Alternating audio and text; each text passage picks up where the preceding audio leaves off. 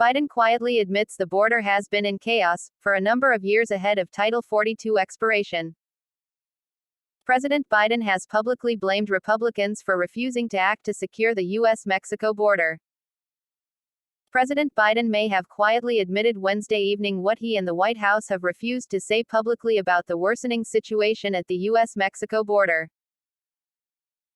Biden said Tuesday the border situation will be chaotic for a while, as his administration works to restore order, but speaking with reporters the next day on the tarmac at the Westchester County Airport, Biden admitted there has been chaos at the border for a number of years.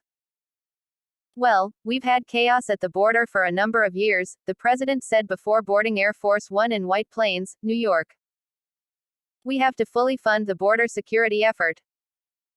He added, "Look, the purpose of what we're doing now is making legal immigration more streamlined, illegal immigration shorter term and moving in a direction that people know that there's a legal way to get here and not legal way. That is what's underway now." Biden was sworn in as president in January 2021. At the time, Democrats controlled Congress with a majority in the House of Representatives and a tie-breaking control of the U.S. Senate. In the years since, the Biden administration has refused to use funding already allocated to reinforce the border, sued Arizona to remove shipping containers that helped fill gaps in the U.S. Border Patrol Yuma sector, ceased former President Trump's Remain in Mexico policy, and ultimately failed to extend Title 42. The Remain in Mexico policy has since been reinstated. On Wednesday evening, the president answered several questions by the group about the more than 10,000 migrants that are being detained at the border daily, the upcoming expiration of Title 42, which is expected to cause additional migrants to seek entry into the U.S. He was also asked about Mexico's role in the ongoing crisis and whether he would consider sending additional U.S. troops to the border. "I spent an hour with the president of Mexico yesterday. He's been very cooperative," Biden said. Biden also said he and Mexican President Andrés Manuel López Obrador were in agreement, and that he was also supportive of making sure we have way stops in Colombia and other countries where people can make their case for asylum. When asked if Biden would consider sending additional troops to the border, he simply answered, "Yes." The president did not specify how many more he would consider sending.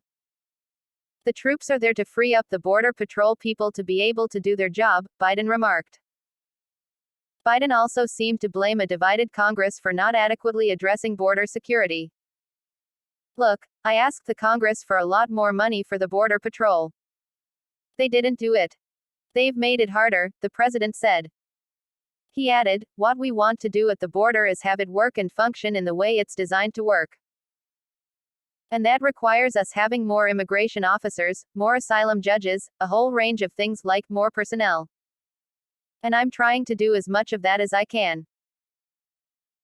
House Republicans say the situation at the border rests solely on Biden as they have put forward the Secure the Border Act, which would renew efforts to build a border wall, add more Border Patrol agents and provide them more financial incentives for them to do their job.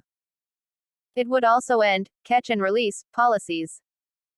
During a Republican leadership press briefing this week, House Majority Leader Steve Scalise, RLA, said Republicans have not remained on the sideline in the crisis as Biden claims.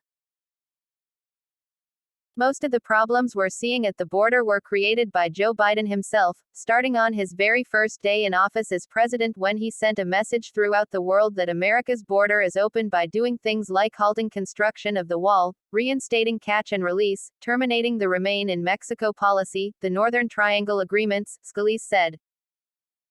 Biden admin talks tougher on border ahead of Title 42 feet's end, but migrants aren't listening. He continued, "And so as House Republicans, we said we're not going to sit on the sidelines like President Biden is creating this problem. We're going to actually work on solving this problem. And so tomorrow, the day that Title 42 expires, we're going to bring H.R. 2, the Securing the Border Act, a bill that actually focuses on solving the problem, so we can get back to the rule of law and have a secure border in America, re-establish a legal path to come into this country." More than a dozen immigration groups have called the Secure the Border Act a forceful and serious attempt to counter mass migration at the border. The president has threatened to veto it.